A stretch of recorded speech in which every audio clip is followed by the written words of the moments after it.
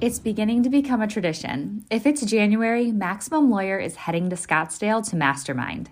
January is the perfect time of year to step back, assess where your firm is, and create a strategic plan for growth. This mastermind is designed to give you a jump start to make sure 2025 is your most successful year yet. Our day-and-a-half events combine business training and hot seats. On day one, you'll learn how to use AI and automations to drive growth with the latest tech innovations for law firms, followed by Mastermind Hot Seats on day two, where you'll receive tailored advice and strategies on what to do next. You'll walk away from this event with an action plan created from personalized solutions that you can implement immediately. To learn more about this event and grab your ticket, head to maxlawevents.com.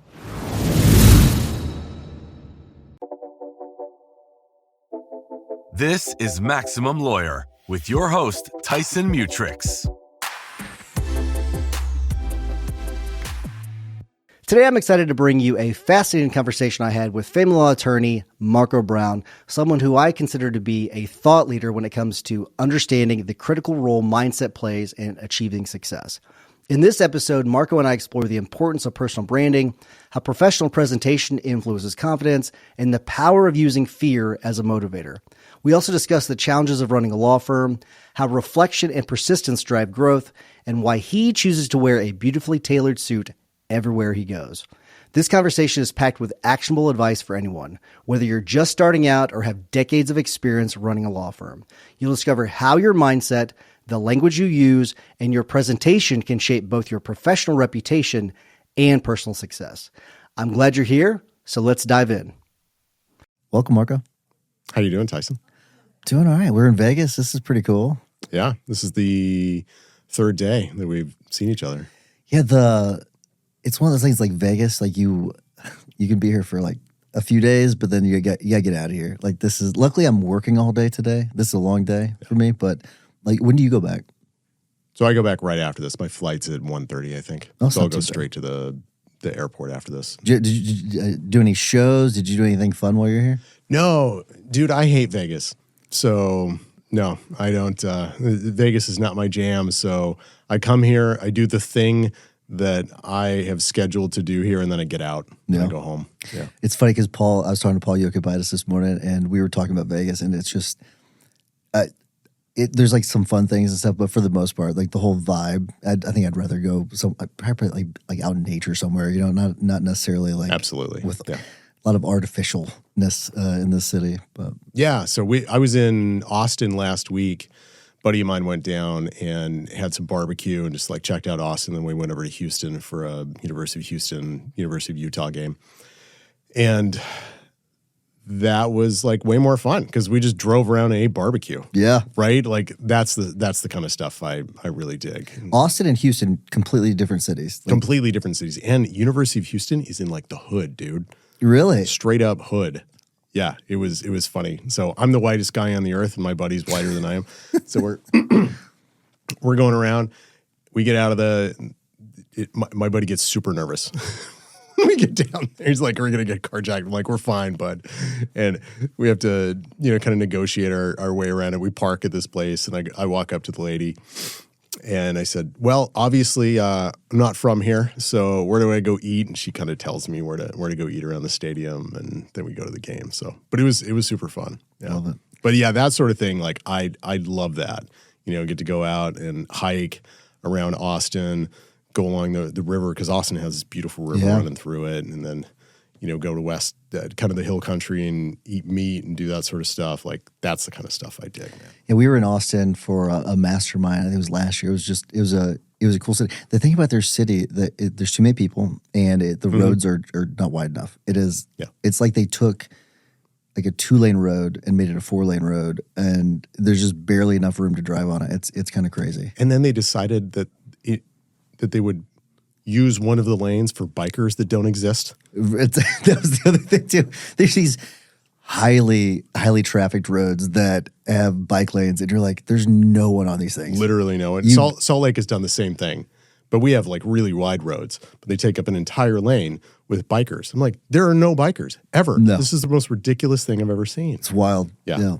But no, that's totally true. The other thing I noticed about Austin is it is the Lululemon capital of the United States. That would be that's accurate. That would be accurate. I agree. That's it's all over the place. It's like everyone's wearing it. It's like you're the official uniform of Austin. Yeah, I mean, I saw people wearing it. Just they had backpacks on. It's like they were going to work. Well, this is actually a good segue because I wanted to talk to you. The first thing I want to ask you about is the suit. Okay, we were talking a little bit about it yesterday. The thing that everyone mentions when they talk about Marco Brown is that you are decked out in a 3-piece suit everywhere you go. You're wearing one now. You look wonderful. You get all your suits from Italy. And I asked you a question yesterday, and we didn't really get to dig enough into it. So I'm going to come back to it. Where I feel like it's almost like your suit of armor. But yes. So tell me about the suit. Yeah. Okay. So I'll try to do this rather quickly. So when I'm 19, I go live in Italy. I'm Mormon, so I serve my religious mission in Italy for 2 years. You know, of all the places you could serve a mission, and you get Italy, that's the jackpot. Yeah, dude. My brother went to Anaheim, California. My dad went to San Francisco in the 70s. That is crazy. My brother was so angry when I got Italy. He's like, "Of course you got Italy, you bum." Of course. So I go over there for a couple of years. I fall in love with the place, and I go back often. And we can talk about that, but I go back quite a lot. It inspires me. But then during COVID, I realized, after a couple of years of COVID, we're like starting to see other people again, that all of my suits were terrible. And I was making enough money at that point where I could actually go back and get some Italian suits, which I'd always wanted to do. So I said, okay, cool. And I did the research, found a guy over there that knows the market, and then started going over there to make suits. Yeah. But you wear it everywhere though. And I asked you how many, because I assumed you wore it every day. Or at least 6 days a week. And it sounds like you don't. It sounds like you don't wear it to the office, right? But what is it about? Why is it that you wear it? Why is it when you come to the mastermind, most people are dressing pretty comfortably, but not you. And I wonder why. What drives that? What's the reason for that? Yeah. Well, I'll push back on this a little bit in the sense that they are comfortable. They feel like pajamas. So I get bespoke, handmade to my, contour to myself suits, and they literally feel like pajamas. So they're super comfortable. So I'm like a 100 or nothing, or 100 or zero type of guy.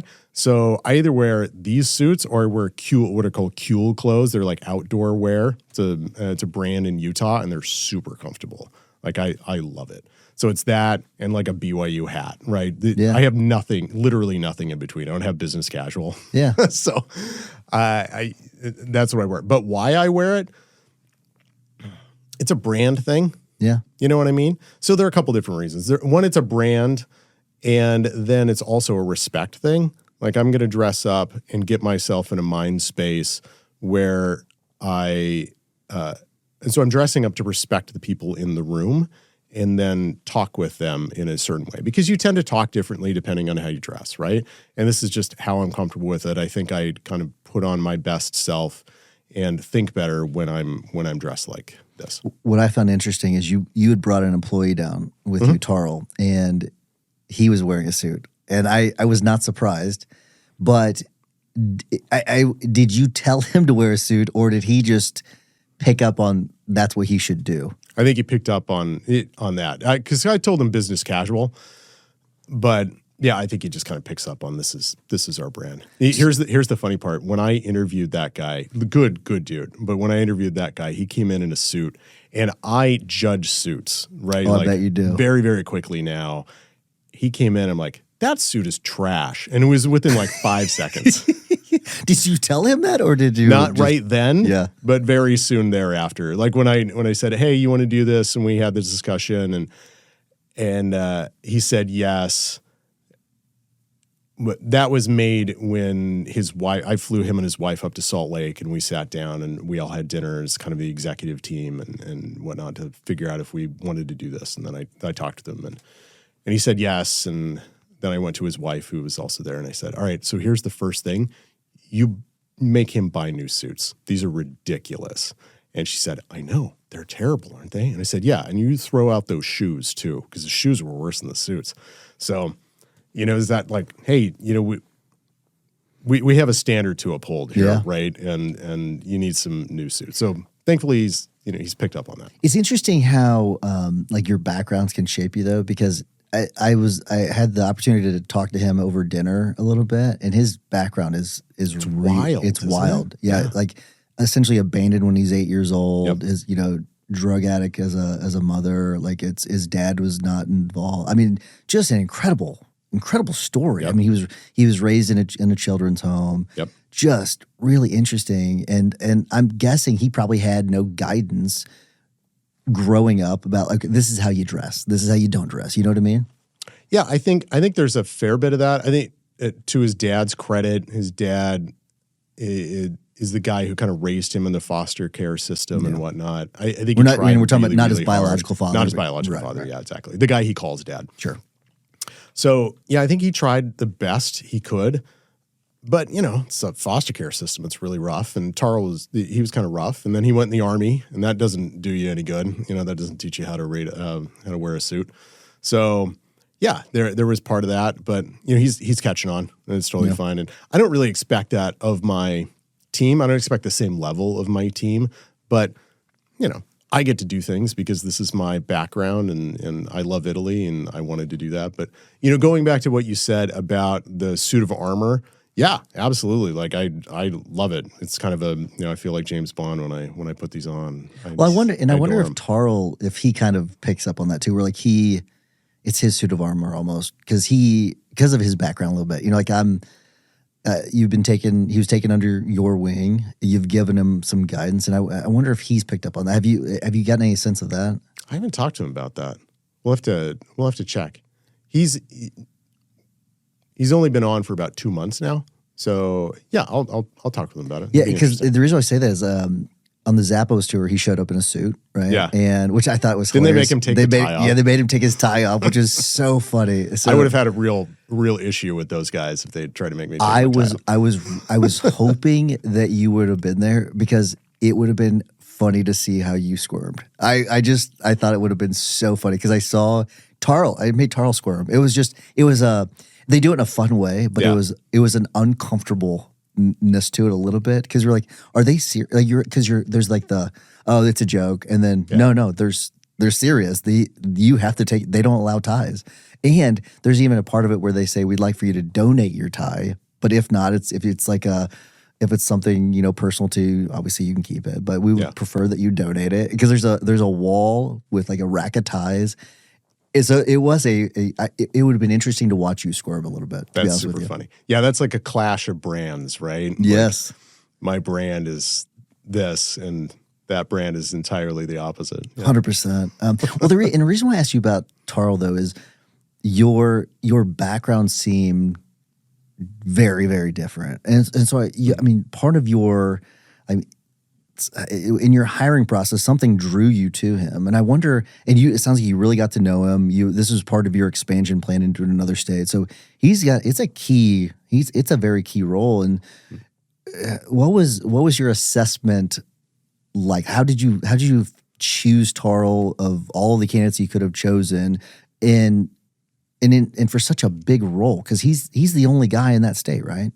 Yeah, he's the only one in the state, and this is the first time we've gone outside of Utah. So I really did want to pick the right type of person. So the way I think through hiring is, first I have to like you, because that's the great thing about running a law firm is that you get to curate the people around you, right? You get to choose. And I worked for a big 50 guy shop in New Mexico, and I mean, they were nice enough, but I didn't really like anybody there. So I made it 18 months, and I thought, if I ever own my own place, I'm going to like the people that I work around. So that's my first thing. And sorry. And I got that feeling very quickly that this is the kind of guy that I could get along with and that I would enjoy. So that was kind of the first hump, getting over the first hump. And then after that, it's really, is this person entrepreneurial, or is he going to abide by our values, right? Does he want to expand? What's his motivation? And I'm trying to assess all of that.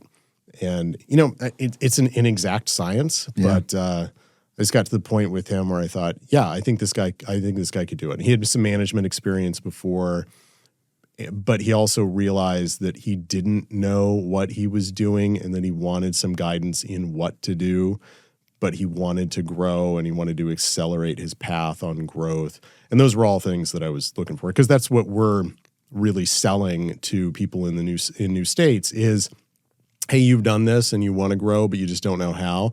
And we have the secret sauce to be able to make that happen. We have the marketing, we have the systems, we have the team, we have the intake, we got all that stuff. So let's do this together, and you're going to be better off and save yourself 5 or 6 years as opposed to doing it on your own. Just come do it with us.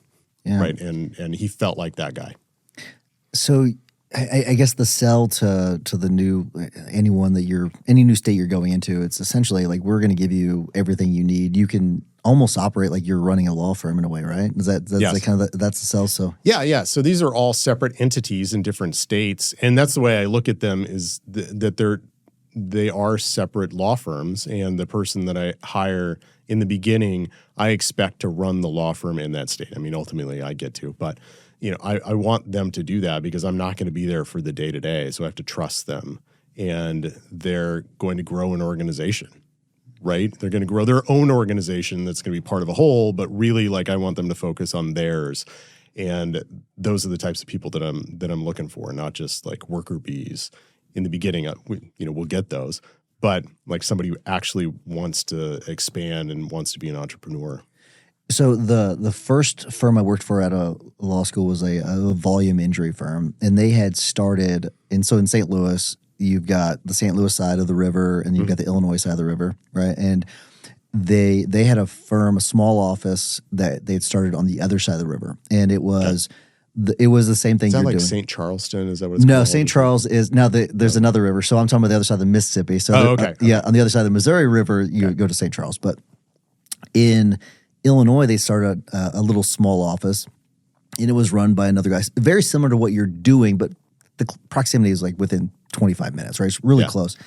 And they really struggled with the consistency between the two offices. Yeah. The way they took notes was different. They all used the same Needles platform, so all the files were in the same system, but the way they took notes was different. The way they abbreviated words was different. The way they handled the files was different.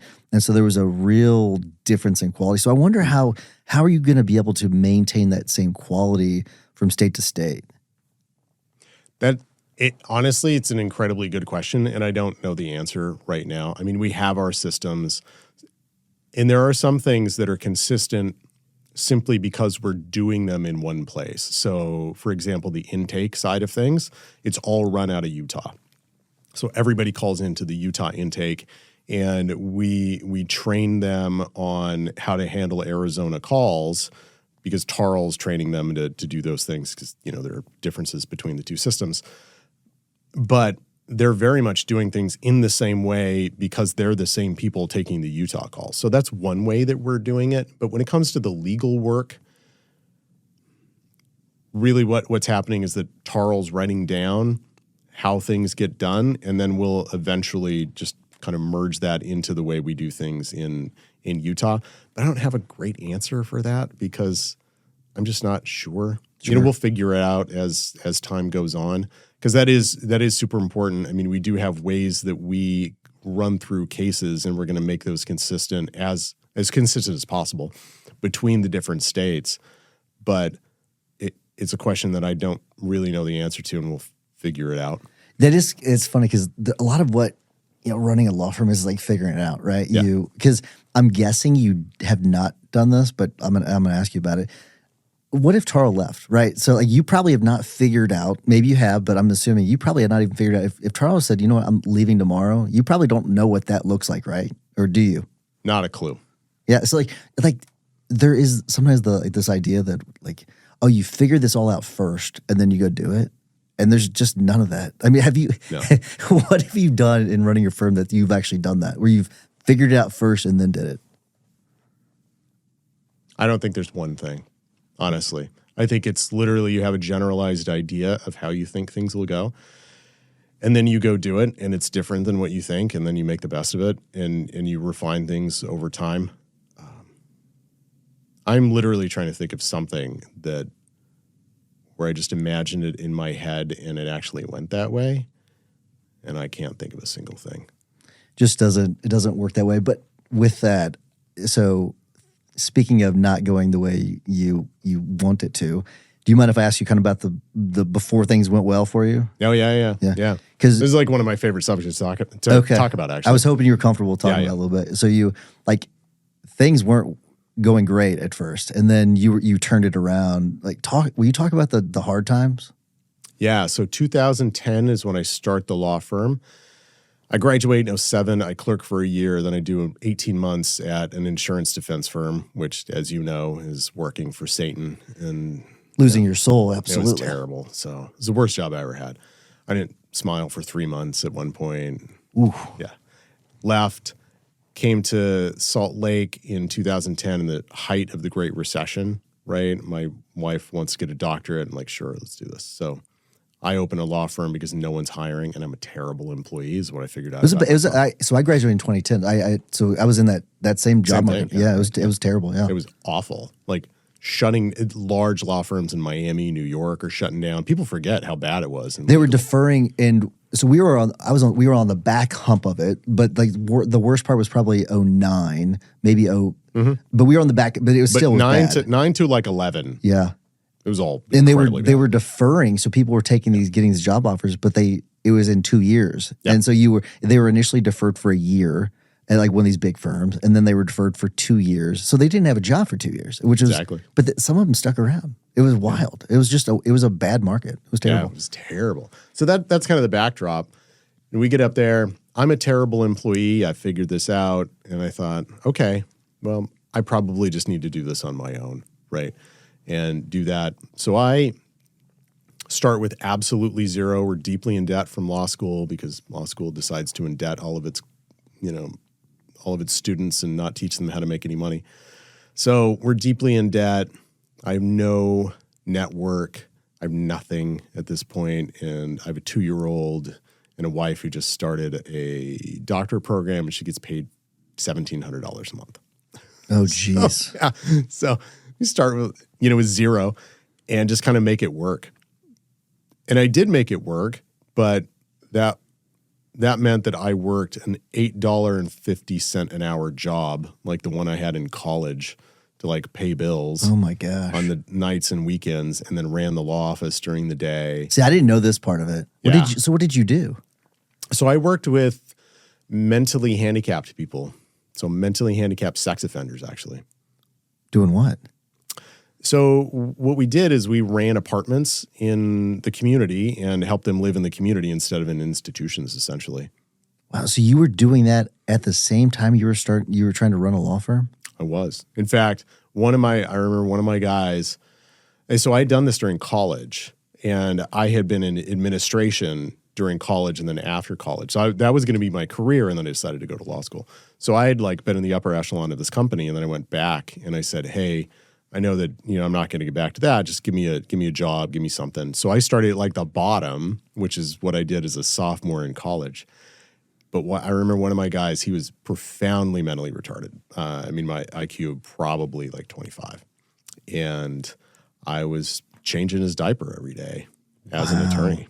How humbling is that? Oh man, it was a trip. It was a trip, that's for sure. I felt like a loser. Yeah, well, and you're seeing classmates that are making good money, because some of them were getting jobs, right? Yeah. They're making good money. You're seeing other lawyers. You went to law school.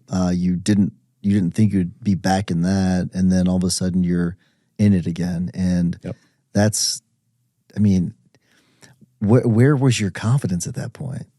No, there was no confidence. It was just in the drain. Yeah. I felt like a complete loser all the time, right? But feelings aren't facts, so I just kept kind of reminding myself of that and just kept going. And where'd that come from, though? It's you can say that. Those are words right now, but like, how were you able to go back to that and actually believe it? No, it was straight fear.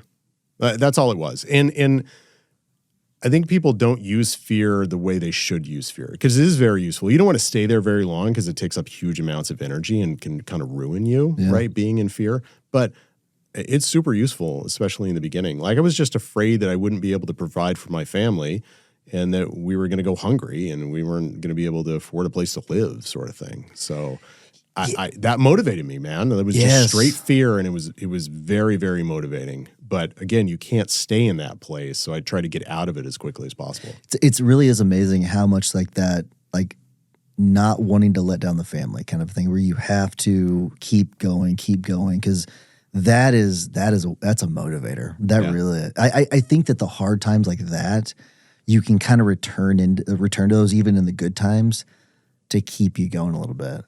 Yeah, you can. Yeah. I mean, that memory is pretty helpful. Although I try not to go there very often because I now that I look back on it, I hate it so much. I hate it so much that I don't really want to return there. I get fearful of that fear, right? It's funny, though, because in our house, we don't say the word need. Like, Demery doesn't get to talk to me about need. She doesn't get to tell me we need something. And I actually have tried to excise that word completely. Like, I have to, I need to, I gotta, all that. I try to excise that completely from my speech because that was what I felt back then is I need to do this, I need to do that. And that need kind of kept me going, but it also meant that I made a humongous amount of mistakes that we can talk about in the law firm. And we're past that now. Like, we're not in the need phase. Like, I don't kind of need much of anything because I can just do whatever I want. What are you replacing those words with? I want, or I will. I will is the one I really try to replace it with. So more active. I'm going to do something. There's something. Yes. I like whenever my kids say something like, I'm not very good at. I like to replace that with, I'm working on getting better at. Yeah, and exactly. And it's funny because my daughter Emma the other day, I can't remember what it was, but she said something like, I'm not very good at, and she stopped herself. She goes, I'm working on getting better at. And I was like, yes, thank you. That's it. But it is interesting how you change the language a little bit. And I saw it in her where she took that moment where this could be something that is negative, and then she flipped it into a positive just like that. Yep. The mindset part of things, which we can talk about later. I don't want to go too far down the road because I want to come back to the mistakes you made in the law firm. But you're in this $8.50 an hour job or whatever it was. You're running the law firm. So talk about the law firm side of things back then. What were you doing that during the day and then doing the other job at night, or how was that? What was the balance? Yeah, so I did mostly weekends. I would work Friday afternoon through Saturday. I'd work a shift on Sunday afternoon. So we'd go to church, and I would do what we had to do on Sunday, and then I would go over to there. And then I think I worked one day a week as well. But Friday into Saturday was like, I worked like 24 straight hours or something insane like that. How long did you do that? I did that for about 6 or 7 months, I think, at the very beginning of it. And obviously the times that I wasn't working there, I was working in the law office trying to figure that stuff out during the day. Yeah, so let's talk about the law office. What were some of you mentioned those mistakes. I'm very curious. I'm sure that people listening are curious too. Sure, So what are some of those, and how did that lead to the financial problems that you eventually got yourself into? Yeah. So the first problem I had was I had no vision. It was all fear, right? When you have fear, when you're just motivated by fear, there is no vision, right? Your vision is like the end of your nose, essentially. Yeah. And what that meant was I took every case that came in the door. Yeah. Stuff I was terrible at, stuff I figured out later on that I was good at, but I just took everything. You said something yesterday. You said need makes you dumb, and it makes it's essentially like the fear part of it. Like, so fear makes you dumb too, but it was really.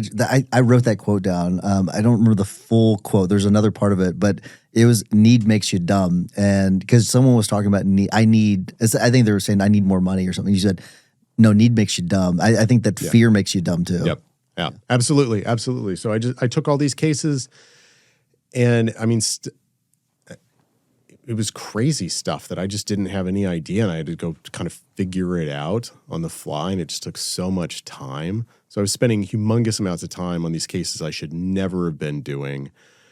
If I didn't commit malpractice, which is a real big if, like I certainly came very close on a number of occasions.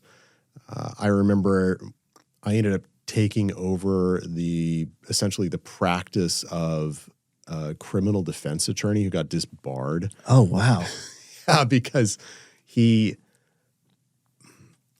I had space in his office, right? And then he ended up getting disbarred. And just all of his they had paid this guy, right? And he wasn't giving him the money back. So I just inherited all those cases. And I ended up It's like a vacuum. Tons and tons of these criminal cases that I had no business working for no money. Did you have any experience in criminal law? No, none whatsoever. Wow. No. Like I said, if I didn't commit malpractice, it was by the skin of my teeth. So, I mean, just tons and tons of different things. You know, I got associated with people on the kind of lower end of lawyering instead of getting mentors on the higher end, which I should have. So that was another kind of very blatant mistake on my part. And then I never got paid. I got paid very, very poorly, right? Because I was scared to ask. Meaning for money. you weren't from clients. You weren't charging enough. You weren't make sure you collected on it. Yeah, I wasn't billing regularly. I wasn't collecting because I was just scared to ask them for money. Right? Because we're never taught in law school how to do that sort of thing. And everything was fear-based anyway at this point. So I was just scared all the time. And that meant that I didn't go to them. And when they didn't pay me, I didn't, push the issue. So I did tons of work that I shouldn't have done, right? That I was never getting paid for, which just exacerbates all problems. Like if you're not getting paid for the stuff you're doing, it exacerbates every problem you have. Let me ask you something kind of odd. I wonder how much of your religion played a role in that, where you felt a little bad about asking for money. Did that play any role in it, where you wanted to be like, I want to help you because you're in need, and so I'm not going to push you for money? Yeah, I think that probably did a little bit. I've always been a service-oriented guy. It's funny, now I talk about money all the time, and people think I'm not service-oriented, but I've been my entire adult life has been in service industries. Like I went on a religious mission to serve people. I worked mental health to serve people. I do divorce to serve people. So, and that is directly because of my religion and the way I think about how humanity should treat each other. But so it probably had something to do with that in the beginning. And then I thought through things a little bit more deeply, and now I serve people, but I get paid for it, right? So yes, it probably was the impetus for a lot of those behaviors in the beginning, and then it was also the impetus for change over time. Yeah. What was rock bottom during those times? So you were, because, and I imagine, I call it gridlock, where like you get so many cases and you can't turn the cases, and you're not making enough money. And so, but cases are still coming in where you can't really do anything. Like cases are coming in, so you're collecting some money, but then you can't move the cases that you have. So I'm assuming there was some of that. And then you probably had to have hit rock bottom at some point. So yep. What was that? What was the point where you're like, this is the worst it's ever been? So rock bottom would have been really 2015. So it's interesting, it was rock bottom, but it came after I won a big award. So what was the award? Divorce Attorney of the Year. Oh, interesting. And as voted on by my peers in the bar in Utah. I was the youngest person. Are you tired of the marketing guessing game? Does your website feel more like a digital billboard than a client magnet? If you're nodding along, you're not alone. And it's time to stop the uncertainty and start getting real results. Let's talk about your marketing spend. Are you just shelling out money every month and crossing your fingers? Do you ever wonder what impact your marketing is really having on your revenue? Well, it's time to take the guesswork out of the equation with Rise Up Media. We've been working with them for over a year, and the feedback from our fellow members has been fantastic. Rise Up Media is here to take your marketing to the next level. They'll even perform a full audit of your online presence, giving you the good, the bad, and even let you in on what your competition is up to that you're missing out on. And the best part, there's no obligation, no catch, no pressure. If you decide to work with them, their contracts are month to month. That's right. No long-term commitments tying you down. So what are you waiting for? To learn more about how Rise Up Media can transform your firms, visit riseupmedia.com/MaxLaw, and Rise is spelled with a Z. riseupmedia.com/MaxLaw. Ever to win it, and still am the youngest person ever to win it. And the year after I won it, they changed the rules so people like me couldn't win it again. What do you mean by that? So it was an open vote, is what it was. Like you got nominated, and then the body of the family law section actually voted on it, and I won rather handily. And then the next year, the executive committee didn't really enjoy that, so they changed it and they took it back. So the executive committee is the one that makes the decision. Seems eerily similar to the primaries that the two parties had this most elections. Oddly, yes, yes. Not to digress too much, but Yeah. all right. So you get this award. Did you feel like you were the divorce attorney of the year? Not particularly. I mean, I was good at what I did. Yeah. But honestly, more than anything else, I wanted to win it because I wanted to prove to myself that I had done something good in the last 5 years, because it's been 5 years since I opened the place. And nothing else was going particularly well in my life. Like, I'd let myself get fat. I wasn't sleeping well. I'd work, 12 hours a day. I'd come home at 8:30 at night. I'd eat like 3,000 calories and then go to sleep. And that ain't healthy. There was nothing healthy about my lifestyle. How was I'm going to divert a little bit. Because that is a very dangerous thing. I was doing the same thing. Amy can tell you. It was just one of those things where, like, I was unhealthy. I was up way too late, working way too late, coming home too late, and it had a bad effect on the marriage. Yep. So how was your marriage at that time? Let's say that my wife is the nicest human that has ever existed. And if she had left me during this period, I would not have blamed her. Yeah. Because I was not a particularly good husband.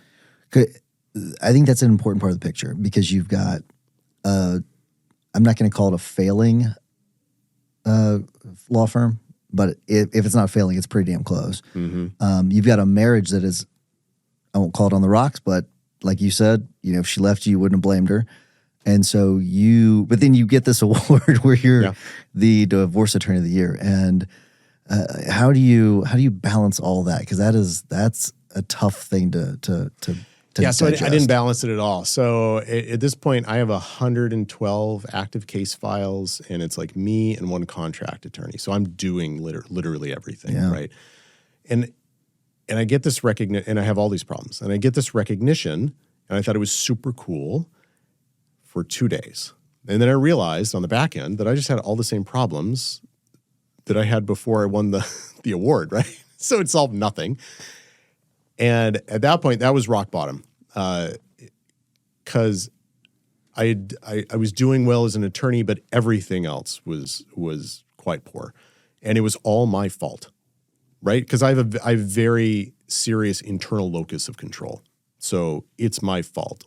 So what happens here is rock bottom, but then it switches. So I call it the Great Shower Incident of 2015. So I'm in the shower, and this sort of thing had happened to me before. I'll get in the shower, and I'll be fine for the first 5 minutes. And then I start thinking about cases, and my heart starts to palpitate, and my chest starts to constrict, and I can feel it. I can literally feel it in my heart, man. And then I start getting a stress headache that starts at the crown of my head and will envelop my face by 3:00 in the afternoon, because this happened before.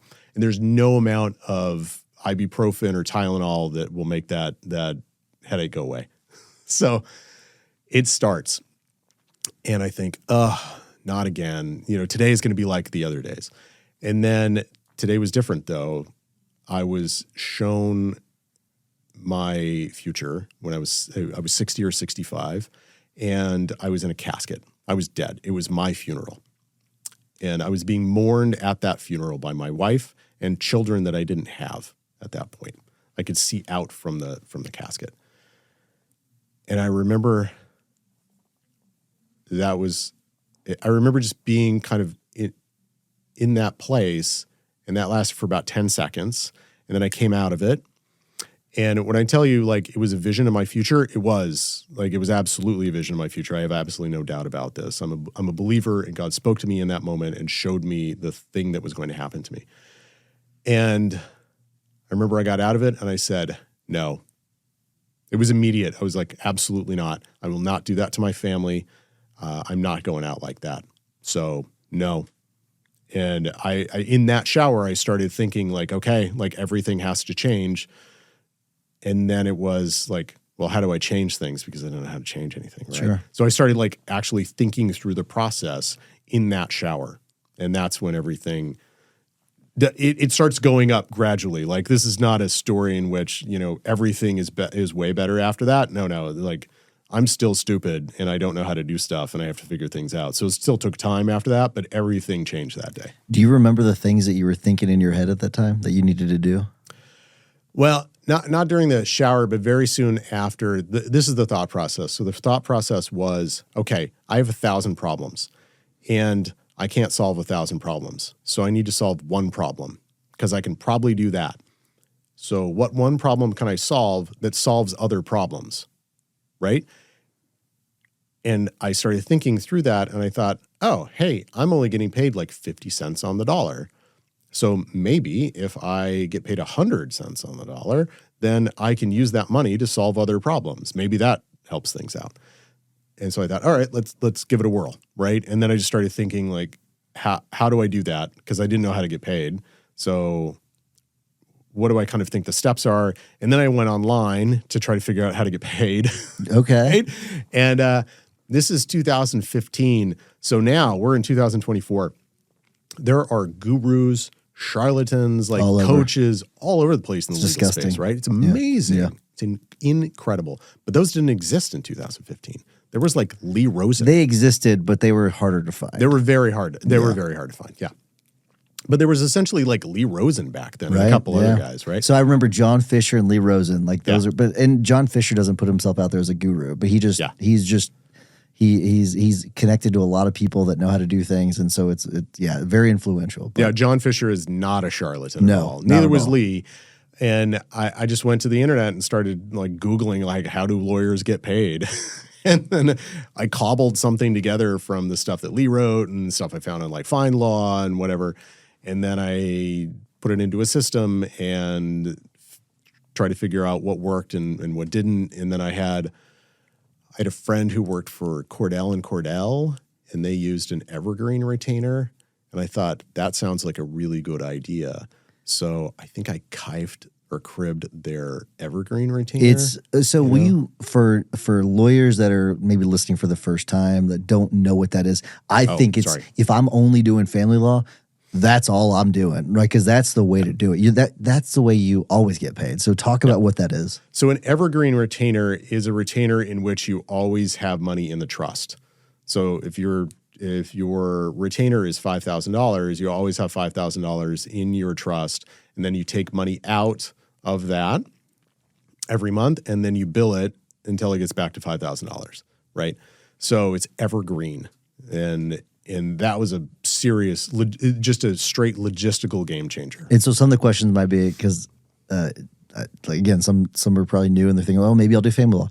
What if that runs out? So they hit their limit, and so it dips below the limit. Mm-hmm. What do you keep working? What do you do? Well, yes. I mean, in the sense that if it dips in the month, so say it's $5,000 and then you do another additional $1,000, so they owe you $6,000, then you just bill them to get back to the $6,000.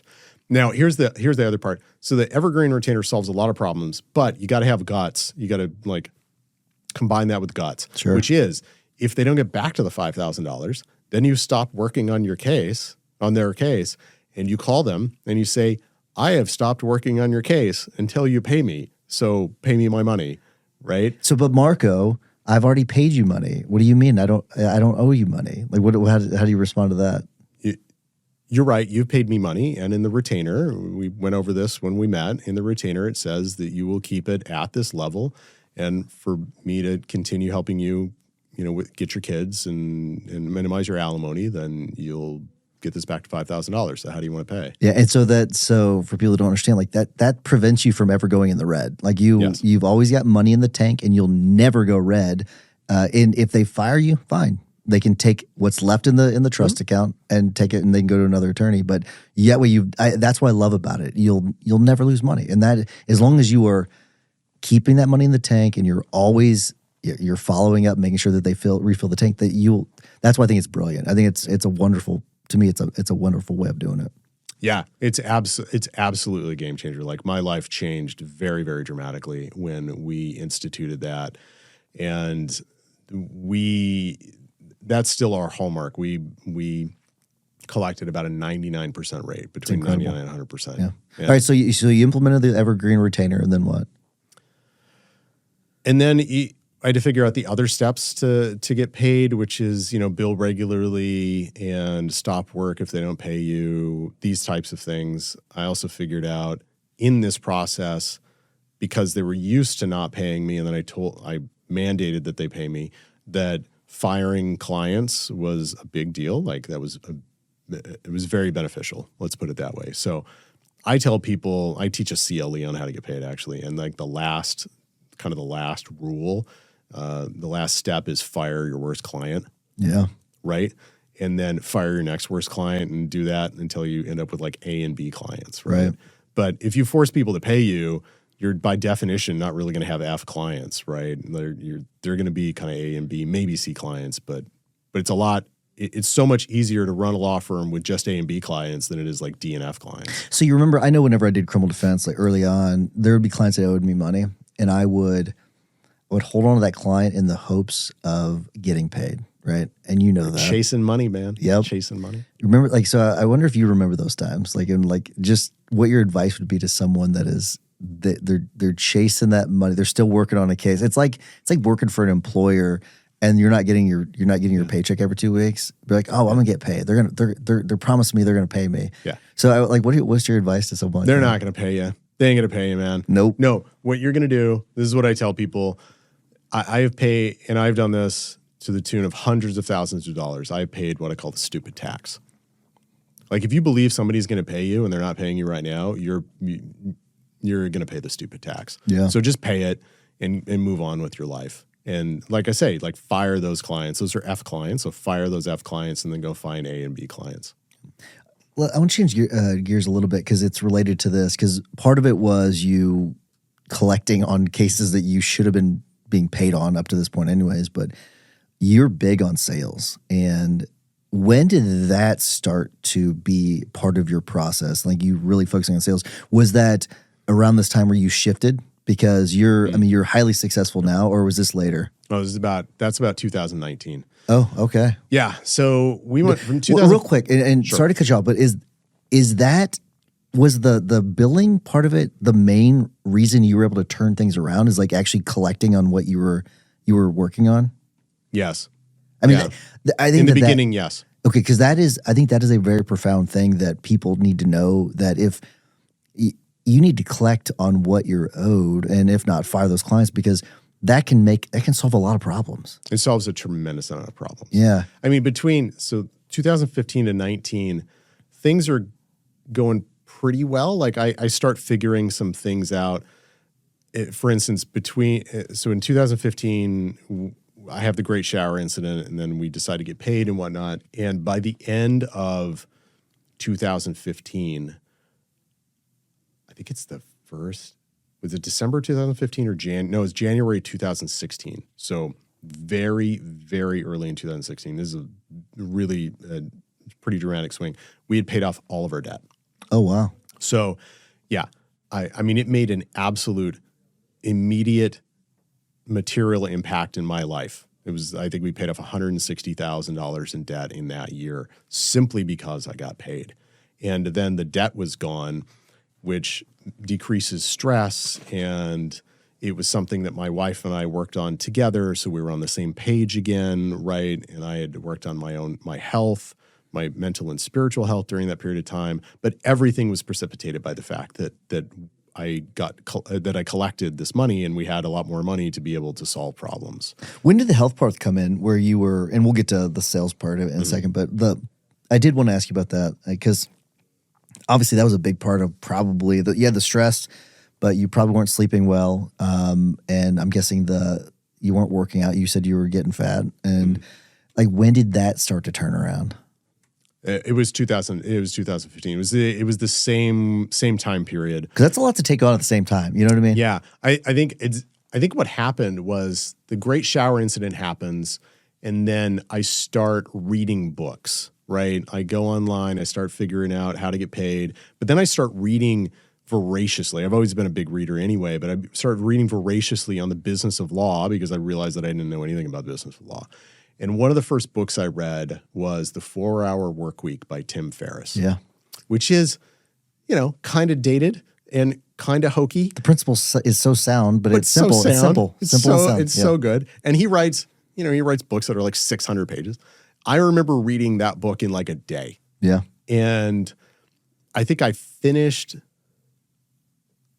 Where was I? I was in bed with my son. I got in bed with him to put him to bed, and then I read that book until like 1 o'clock in the morning or something, and I finished it, and I decided I'm going to get up at 5 o'clock in the morning and go on a walk, right?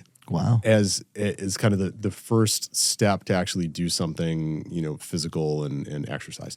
So I woke up at 5 o'clock in the morning, and I got up and I took like an hour walk, and that was the beginning of that. Have you ever heard of the principle of Wilson's Law? No. So Wilson's Law says the more knowledge that you gain, the more money you'll make. Oh. Yeah, it's a really interesting law. So Wilson's Law, yeah, it's you should look into it. So I wonder how much you started to learn about running a business at that time, and then how much of that led to the money that then followed.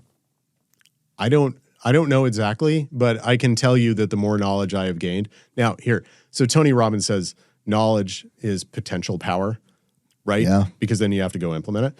So I think that's real. Like you can read everything under the sun, but unless you actually implement like the 5 things that will make a difference in your life, like it's all kind of meaningless. But no, that's true. Like the more knowledge I've gained, the more I've read, the more I've experimented, the more money I make. Yeah. Implementation. That's one of my Max Law Con presentations was about your ideas don't matter, and it was all about implementation. Exactly. Like if you don't take action, it doesn't matter. Like you can have the $1 billion idea. It doesn't matter. Like unless you actually go and take that risk, it doesn't matter. Like it does not matter. Like the implementation is the tough part. Yeah, because it just sits in your head. Who cares what's in your head? Yeah, exactly. Exactly. Who cares? You do, but it doesn't matter. It does not matter. Yeah, but you don't matter. The stuff you do in the world matters. Yeah, exactly. So let's go back to the sales a little bit. Because you're a big Grant Cardone fan, so what we did is I was based on I don't know if you recommended this specifically, but you recommended all the Grant Cardone stuff, and so what we did is we went and got a user license for one of his online university thing, and we put our CARES team through it. Yeah, and so it was. I mean, like they loved it. That was really good. So was Grant Cardone the beginning of the sales stuff, or what was the beginning of the sales stuff for you? No, Lee was the beginning of the sales stuff. So Lee Rosen. So I remember one thing that Lee did that I really appreciate was I went to his little mastermind in Vegas. We're in Vegas, but yeah. But anyway, went to in Vegas, and I can't even remember when it was, 2017 or something like that. And he convinced me to stop doing unpaid consults, free consults. Right? He's like, no, just charge for them. And if you don't like it, then you can always go back to free. And that was the one thing I very, very much appreciated about him was he helped me with that. Just to kind of get over the fear and the hump of that. Because I'd meet with 6 people a day. Yeah. And maybe one person was somebody I could actually close. Okay, so your time was taken away and your conversion rate was extremely low. Yeah, it was very, very low, like in the teens, I think, if I remember correctly. And then we started charging for it, and it went up, and then it was probably like 25% or maybe 30% or something like that. Yeah. What made it go up initially? Skin in the game. They were just paying money, right? Yeah. And there's something to that. So really that alone, just charging the consultation fee, do you still do that? Oh, yeah. Oh, interesting. Okay. That's okay. So you did that, which you got skin in the game now. It's almost like you've committed a little bit. It's like the people that you got like they call it the tripwire. I think Ryan Dice calls it the tripwire. You pay $1 for that e-report, and then next they're upselling you, and then upselling you, and upselling you. Yeah, so it's kind of like a tripwire in a way. Yeah, interesting. No, it's easy to spend money. The second sale is always easier than the first sale. Yeah, right. So so that helped out, but then I realized, but I kind of tapped out on that. I mean, that did what it did, but I didn't get any better. So then I realized, like, oh, hey, I need somebody to help teach me how to be like really professional with the sales thing, so my conversion rate can go up, so I'm not just wasting this time. Sure. Right? And I just started Googling sales, and it's 19, so there are more people in this space at this point. And I remember I go to Amazon, so I read books. Like, that's how I learn, really, is read books. And so Google, apparently. Yeah. Yeah. But I'm doing this while I'm driving in the car, like trying to find a book on Amazon, right? And I'm reading these reviews on these books. I think like Jed Blount, Zig Ziglar, these people. Yeah. And then I happen upon Sell or Be Sold by Grant Cardone, and I read the reviews, and Grant is who he is, right? And half of them are like, this guy's an idiot. And then half are like, no, you need to get past the kind of his shtick. Yeah. And his stuff is really good. So I just decided to get the book. And I read it, and like, this is my dude. Like, this dude speaks to me. So I read that one. Then I read The Closer Survival Guide, which is still the best business book And who's I've that ever by? read. Grant. Is okay. I didn't know if that was him or not. Okay. No, it's still Grant Cardone. I read that book, and that was a real how-to on how to close people, right? Because selling and closing are two different things. Selling is the emotional side of things, where people decide they're going to buy from you, and they do that on emotion. They do that by knowing, liking, and trusting you. Sure. Okay? And then closing is getting people to give you money, and that's a logical process. Now, people are emotionally sold, and then you have to logically take them through the process to pay you money.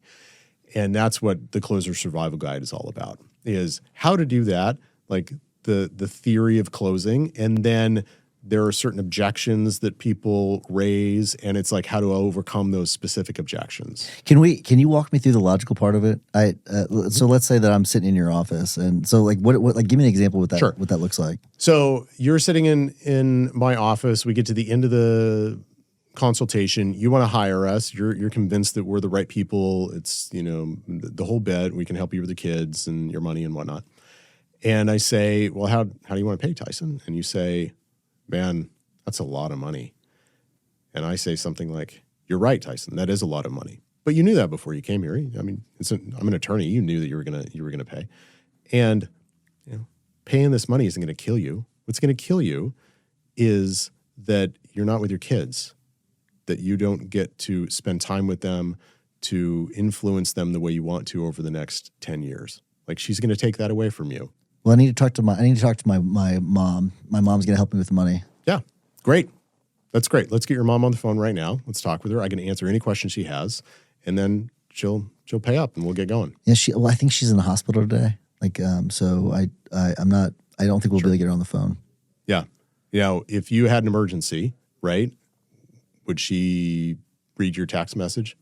Nice pivot. I didn't see. So I thought I was going to throw you for a loop there, but nice. So I liked whenever you started talking about you knew whenever you came in here it was going to be expensive. Like I like that. That was really good, because I could, in my head, I was kind of logically, I knew whenever I was coming here that I was going to have to pay money. That's interesting. Do you think it's more technique or more just asking the right question? Now, I think you need to prime the question.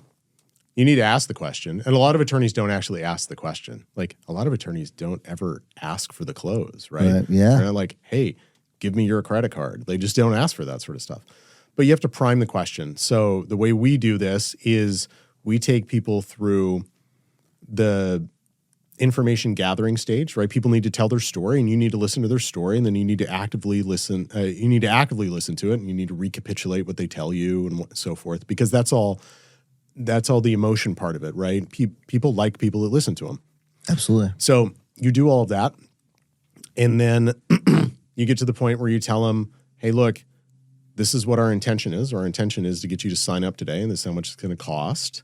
And to help you make sense of the cost, because that's a lot of money, we're going to tell you about what we're going to do for you, like features, advantage, benefits of the law firm. So then we go through that, and then we prime the pump there, right? Because we tell them what we're going to do, how much it's going to cost, why they want to do this, what the overall benefit to them is. And then at the end of that process, we say, well, how do you want to pay? Yeah. What do you say to people that would say, oh, that's manipulative. That's something like we're attorneys. We shouldn't be doing things like that. That's the dumbest thing I've ever heard. I agree. It is, and it's not. Your job is to help these people, right? Yeah. And they're scared. They don't know what to do, and it's your job to try to help them. And this is the way you help them. And it's funny. There's nothing manipulative about what you just said to me. They had objections, and you answered those objections. Those are questions that they had in their head, and you just answered the questions. That's it. Yeah, exactly. Now, if we didn't actually want to serve the people, right, or we couldn't serve them, and I went through the same process, like we're not the people to serve them, I went through the same process, that would be horribly manipulative. So we screen the people out. Like if they're people that, and we screen out a lot of people, right, because we want A and B clients. So we do that, but if we decide that they are the type of person that we can help, then we have a moral obligation to help them, and we just take them through that. So, I mean, anybody who thinks that's manipulative, like what I just said, which is, hey, I'm going to listen to you. We determined we can help you out. Here's what we're going to do for you. Like, here's what you need. Here's what we're going to do for you. Here's how much it's going to cost, and this is how we're going to do it. How do you want to pay? Like, I don't know what definition of manipulative you're using, but it's not one that's understandable in the English language. Yeah, and it's one of those things where I think my definition is probably the same as your definition of manipulative, but you see it, I'll see it when we talk about sales, a Maximum Lawyer, inevitably you'll get the one person that says, well, that seems sleazy or that seems manipulative. And it's like, no, that's not what it is. What in their minds, they're visualizing a car salesman or something like that doing sales, which, yeah, they're using similar techniques, but they're trying to help the person buy a car. That's what they're trying to do. Yeah. You're trying to help someone that is wanting to get a divorce. We're trying to help someone that has been injured and they're about to be taken advantage of by an insurance company. So like we all have our things that we're doing. We're trying to help that person. And you're right. If you're not trying to help that person, that's a different thing. But yeah, exactly. So I want to talk to you about, you said something yesterday about divorce. So I'm gonna change gears quite a bit here. You said, I hate divorce. And I loved the message. You're a divorce lawyer. Will you talk and say the same things you were saying yesterday about divorce? So the context to this, I can say this. This isn't breaking any privilege or anything like this. So the context was somebody was talking about passion. And yeah, passion's great, I guess. But like I have a passion for pizza. Like it's how we know God loves us. But I don't make pizza, right? Like I ain't doing my passion thing, right? Anyway, so that was the context of it. But I said, look, passion's not all that important, to be honest with you. And the example is divorce. Like I hate divorce. I disdain it. I don't want people to get divorced unless it's absolutely necessary, which it usually is not. People are choosing to get out of their marriage and kind of ruin their kids' lives when they shouldn't a lot of times. But, I'm the coroner. I'm not the murderer, right? And I just happen to be extraordinarily good at this thing and to put together a really good team to help people with it. But I actually don't like it. And that actually makes me a better attorney. It makes me a better divorce attorney because I'm not gung-ho on it. I'm not ratcheting up the temperature.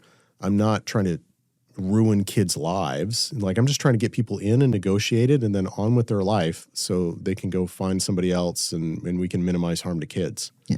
And I think the reason why I like that so much is that like if you are a nail and you go to a hammer, what's the hammer going to want to do? Hit you in the head, right?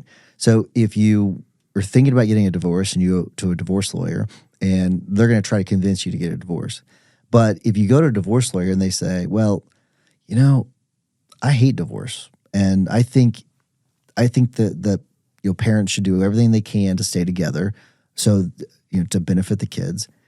That's a different message that you're getting from 99% of divorce lawyers, probably. Yes. And that's why I liked it so much. You have differentiated yourself so much from all the other lawyers. And it was when you said it, I was like, wow, that's good. Yeah. That's a really powerful message. Yeah. And I'm totally sincere about it too. Like, I hate divorce. Right. And I talk with my friends, and even the ones that are happily married, like, they're still kind of gung-ho, like, oh yeah, we're going to do this and it's going to make your life better. I'm like, absolutely not. Like, what are you talking about? No, we're not making people's lives better. Like, every once in a while we have a situation where we're getting people out from abusive relationships. By all means, please do that. That's going to significantly increase your life quality, right? But that's not what we're doing. We're helping people get through a terrible, terrible situation. And, we're going to mess up their kids. And our job is just to, like, minimize a train wreck and minimize the damage that we do to children. Let's just be realistic about that. But no one talks like that. Like, I'm the only one that actually says stuff like that. I've read that the divorce rate is really high among divorce lawyers. So how do you prevent from, like, taking that home with you? Because it could be easy, kind of like caseworkers, where you take it home with you. It's lots of stress. So how do you prevent that? I don't know. I know that one of the reasons that I am successful at what I do is that I simply have a personality that allows me to do it.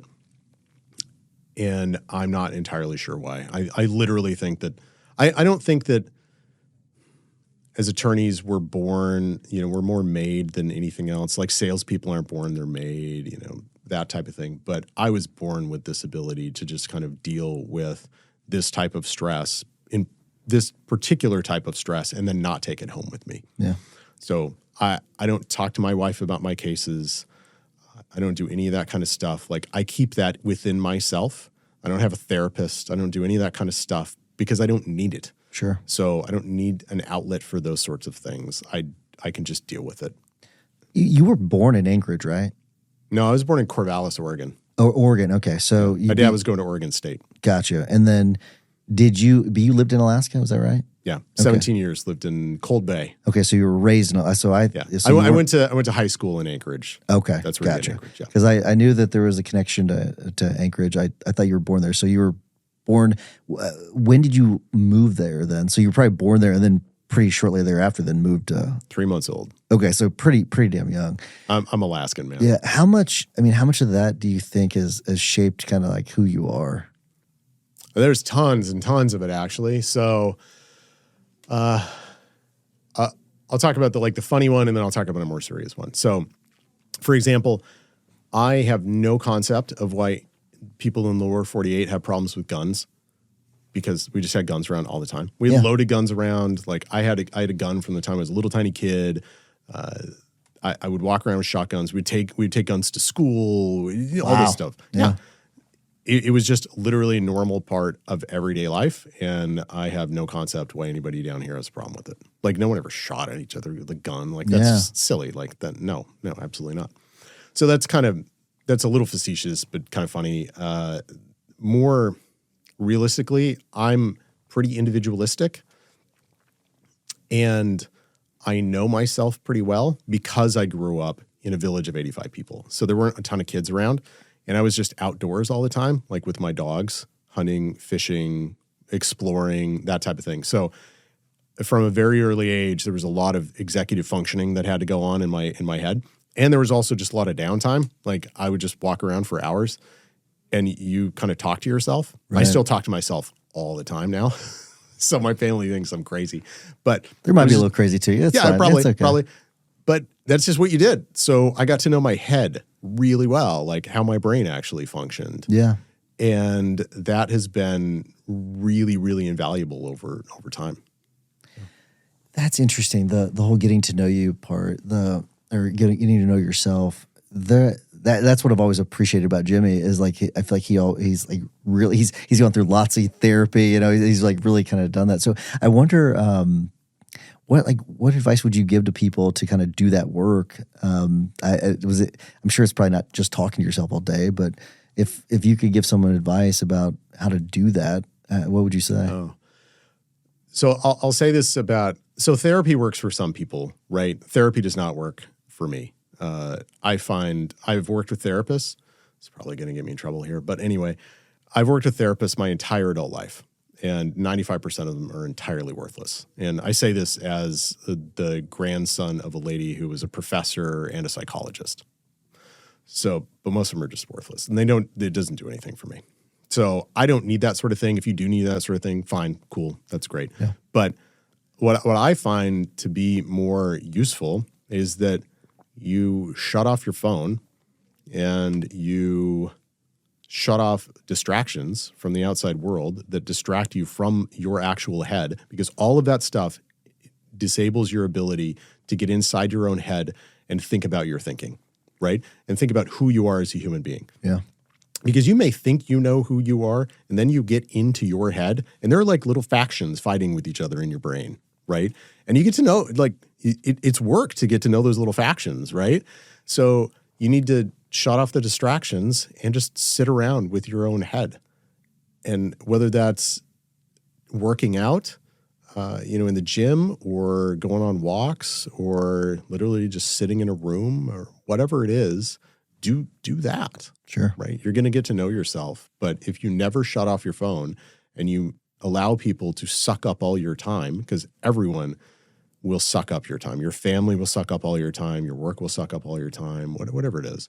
All right. The news media will suck up all your time. If you allow that, then you will literally never get to know your own brain. Yeah. I'm kind of thinking about like what the recipe for like living like a healthy, successful life is. It's a lot of like there's the mindset part of it. So like turning off the distractions and all that. There's a lot of the health part of it, but there's the taking care of your body, like working out and like make sure you're getting paid when it comes to running the law firm. And like what would you say is like some of the other key factors? Because I want to pivot back a little bit to like where things started to take off with you. So yeah, like if you were to kind of like look at the recipe, like what was it? So it was the getting paid and the physical exercise were the first two things, I think. And that facilitated weight loss, which was a big thing to me, because there's another one that might get me in trouble, but this whole body positivity thing, you can be fit and fat and everybody's beautiful, that sort of thing. Whatever, dude. Like, I don't buy that at all. Like, everybody's beautiful, but some bodies get cancer and some bodies don't. Yeah. Right? And some bodies get heart disease. It's a health thing. Yeah, exactly. This is just objective reality, right? So that's a huge thing. Like, if you're miserable and fat and completely unhealthy and you don't sleep well, then you're going to get sick and you're not going to be a terribly effective lawyer. Now, and this kind of, I think this is a segue into really what we're talking about, which is how can we be happy in our lives? And what I can tell you is that most human beings don't know how to be healthy, or don't know how to be happy. Sorry. They actually don't know that because they don't sit around in their own head. And we're really complicated creatures. So we actually don't know what makes us happy a lot of times, but we know what makes us miserable. Like, we are very, very cognizant of what makes us miserable. So I call it walking the via negativa, which means it really, all it is, you just have to take away the stuff that makes you miserable. And then you reach a pretty good level of happiness. Sure. Right. And then you can kind of add on stuff to that to become happier, or more deeply. I don't like the term happy really, but more deeply it's because meaningful. happy is not a destination. Yeah, right? exactly. It's a state of mind it's a temporary state of mind that it fluctuates. It's not something where you're going to be at happiness at all times. That's impossible. It's not something it's not a destination. Yeah, it's kind of like 15-year-old view of life, right? But to lead a deeply meaningful life, you can layer some things on there, but really what you need to do is like figure out the stuff that makes you miserable and that is not meaningful, and then just take that away from your life. And that's probably 80% of the game right there. So at what point then, so 2015 was the bottom, you had the shower incident, and then you started to kind of take off. At what point did you kind of figure all that out? Well, different question. Okay.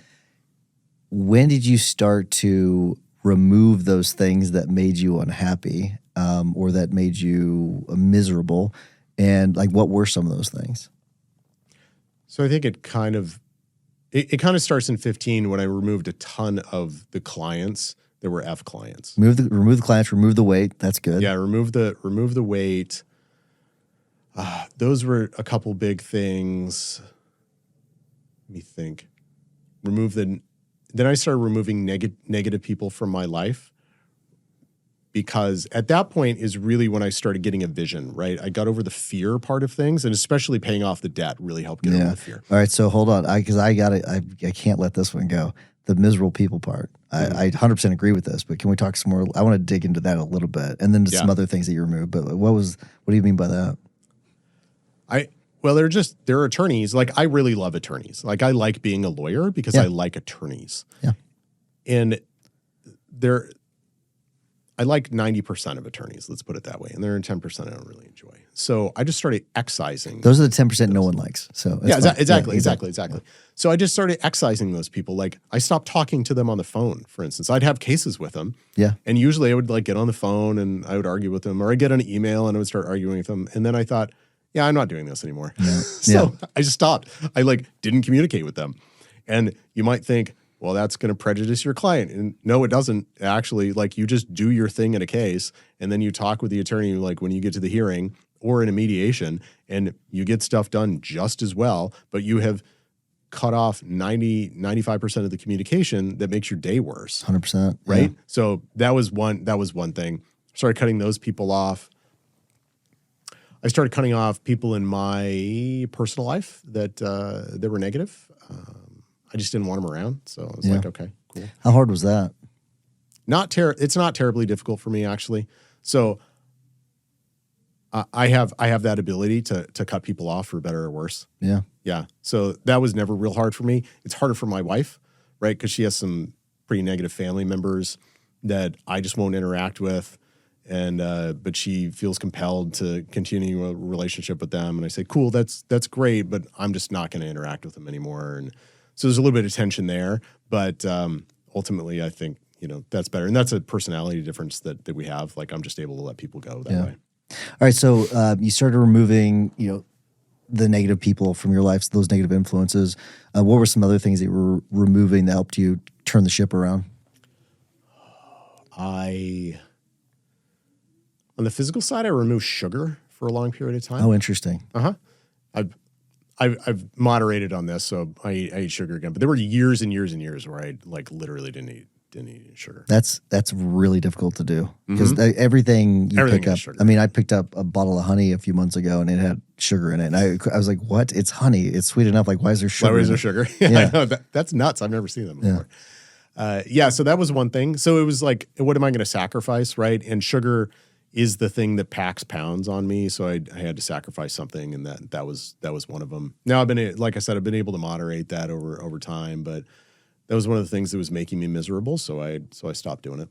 Do you remember the moment that you felt like you were out of it? Like you had escaped that 2015 phase?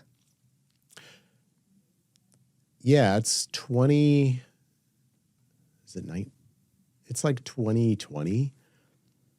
So right before COVID, and COVID ruins everything, but it actually didn't ruin everything. We talk about that, but it's like right before COVID. I think we have 3 attorneys and me, so we have 4 attorneys total. I'm kind of out of the day-to-day on stuff, and I'm beginning to manage the law firm kind of full-time, making a fairly good amount of money. I think I was making $300,000 a year at that point, which is way more money than I ever anticipated making in my entire life. I remember having a conversation with my wife before we got married, and I told her, sweetie, I think the most I'll ever make is $100,000 a year. Are you okay with that? And she comes from a family of 10 kids, and her dad was in the Air Force. So she said, that sounds great. Sounds like $1 billion. You know what I mean? Like, it's like because her dad had never made that much money before. So yeah, she was totally fine with it. So it was like way more money than I ever thought we'd make. And it seemed like I was getting a handle on how to run a business and how to run a law office. We were traveling a bit more, and yeah, it just seemed like, okay, I've kind of made it. I've kind of figured some things out. Yeah. Did you have money growing up? My parents did okay. So we lived a upper middle class life, probably. Yeah. But we lived it in Alaska. So we lived it in a village of 85 people Right. and then in Anchorage. So that's a very different sort of thing. Like having upper middle class money there is very different than having upper middle class money in a suburb of Phoenix. Yeah. Well, how's that different? What do you mean? It just doesn't go as far. And no matter how much money you have, you didn't get the material stuff of it because there's just less material stuff in Alaska. It's just not that type of culture. So we never really used the money that people in the way that people could use the money in the lower 48 because you just didn't have the stuff around. Like you could buy a truck, but it was never as nice as the trucks you could buy in like Denver or Texas or something. Why do you think money's such a big thing to you now, though? Because you said you talk about it a lot, and you do. I mean, I think it's a good thing. The fact that people don't talk about money or they're not comfortable with it is, I don't know. I think it's probably to their detriment. So, what is it that why is it that I don't know if that drives you or if it's, but you do talk about it a lot. Does money drive you? Yeah, it absolutely drives me. Yeah. So where's that come from then? So it's a scorecard. So a few things. One, it's a scorecard, right? I can figure out objectively, like kind of where I am as a business owner by how much money I'm making. Because look, if someone makes $10 million a year and you make $300,000 a year, that person is significantly better at the business of whatever you're doing. Yeah. Okay? That's just objectively true. Yeah. Right? You may think you're a better attorney, and that may be true, but you're not a better attorney as business owner. Yeah. Right? So it's a scorecard. And it's tended to be a scorecard for my life as well. Like as I made more money, I've grown as a human being. So that, those are indicators for me. The freedom that comes along with it is a very, very big thing. Like I said, I'm pretty individualistic as an Alaskan, and I like freedom. I don't like people telling me what to do. I like being able to, use money to buy access and Sure. do what I want. So that's a huge thing. It really provides for my family. I think all these things are great. And it gets me what I want. Like I bought a villa in Italy recently, which was a lifelong dream ever since I was 19. And that don't happen without money. Yeah, you said something about that triggered this question, and I don't know what it was that you just said, but that made me think of this. But how do you balance the idea of making a client happy and getting them a really good result? Because you could do a really, really good job and the client is extremely unhappy. It's probably because some of the things you did in the case. Mm-hmm. You got them a great result, but they're unhappy. Or you could do an average job and the client's extremely happy. And it makes me think of a time where I handled a family law issue for a friend. It was like the last thing I ever did with it, or with family law, and I'll never do it again. But it was like in the early days where you take a case you shouldn't have taken. And I remember leaving. My client was extremely happy with me, and they probably wiped the floor with me because they were a family law attorney. My client was extremely happy, and in the outside the courtroom, their client was screaming at them. And it's one of those things where, like, I'm sure I did a terrible job on that case. I don't know anything about family law. So how do you balance those two things? Because there is a balance that you have to take with it. So I don't see it as a balance. The way I see it is you can do both of those things simultaneously, but they're disconnected. Okay. So when I learned this lesson, I was a family law attorney, and I remember I was good at this point. Like I was very good at this point. So I go into a hearing with a client, and it's still one of the best hearings I've ever done. You remember those hearings where you just wipe the floor on the other side, right? Great and you feelings. feel like the cock of the walk when you walk out of there. Yep. That was it. Like I cleaned up, and I walk out, and I'm feeling great, like my chest is out and the whole bit. And I turned to my client, and I said, so, what'd you think of that? Right? Yeah, that's right. Yeah. She berates me. She is livid. And she talked about how we lost and how I was late. I was 5 minutes late. So she talked about how I was late, and that caused us to lose because the judge hated me and so on and so forth. And none of that was true. Like literally none of it was true. And I realized, and I had to talk her down. I said, no, you got 95% of what you wanted. And she said, no, I didn't. And I said, yes, you did. And then I had to explain it to her, and it took me 15 or 20 minutes. And her mom was convinced too. Her mom was like, no, you lost us the case. So I sat there for 15 or 20 minutes explaining this and finally got to the point where she kind of bought it. She's like, oh, okay, now I understand.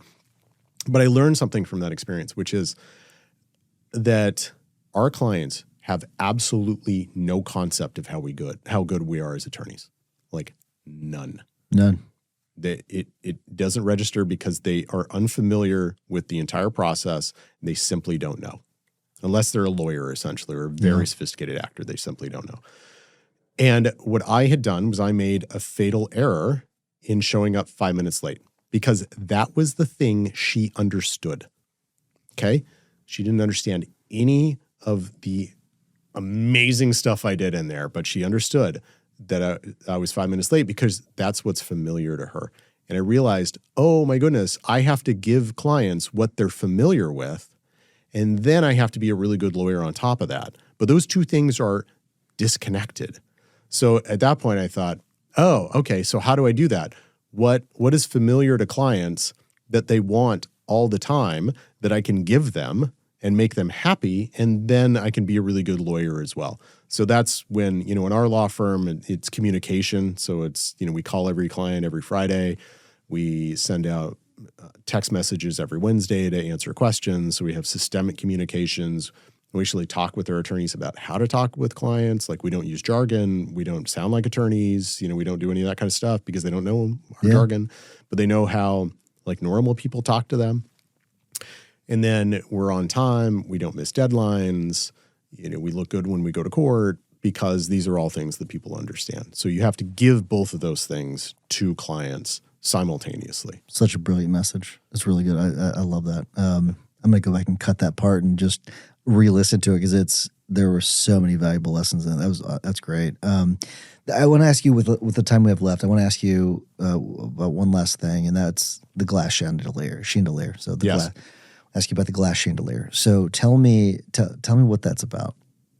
All right. So Venice, in the Venetian Lagoon, there is an island. It's called Murano, and it's where they make glass.